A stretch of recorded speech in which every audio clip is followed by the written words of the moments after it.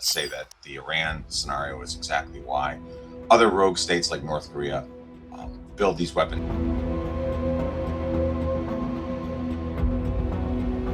The fact that Donald Trump walked away from the Iran deal that was brokered by the Obama administration sends a pretty powerful signal to the North Koreans. The only way to have sort of final security, ultimate security, is to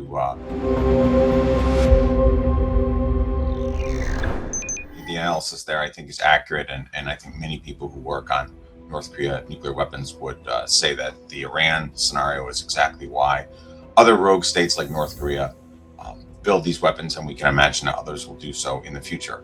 The fact that Donald Trump walked away from the Iran deal that was brokered by the Obama administration sends a pretty powerful signal to the North Koreans that if you negotiate with the Americans, you strike a deal, then the American administration changes, you have sort of a partisan transition that future governments won't feel bound by that deal. And so the only way to have sort of final security, ultimate security, is to nuke up. And the North Koreans can't deliver those weapons really any other way than missiles, hence all the missile tests that you saw today and we've seen for years. Well, South Korea, it's been around for a while. It's been 10 years now. And South Korea has spent a fair amount of money on missile defense. There's a big debate about how good South Korean missile defense is. Missile defense sort of generally. Certainly, if there's a conflict between the two Koreas, I think there is concern that North Korea would almost certainly do a sort of massive barrage of South Korea with all of these missiles, and that South Korea wouldn't be able to destroy all of them. If some of them were armed with nuclear weapons, that would be extraordinarily dangerous. South Korea is very dense. It has a few cities that are very, very large. Much of the country is mountainous. And so those are actually really vulnerable to North Korean missile strikes, nuclear missile strikes.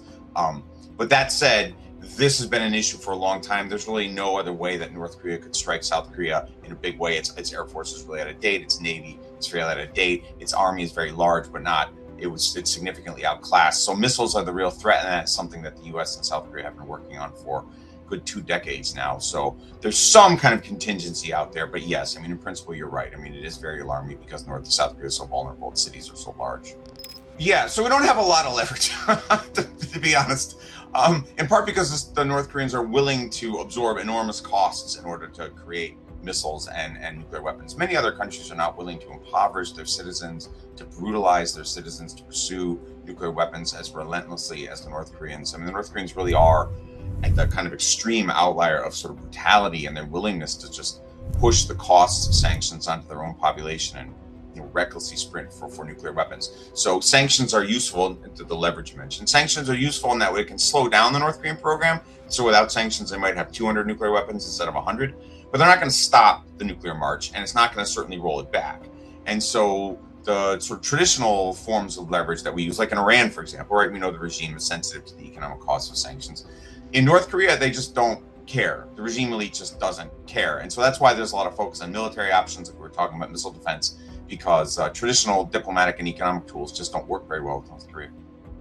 Yeah, I think if you're North Korea, you don't want to sort of attack and wreck South Korea. What you really want to do is live off of it, right? You want to sort of be like a parasite. You want South Korea using all this wealth that we just discussed as sort of like you want like a parasitic relationship with that, where South Korea basically pays your bills.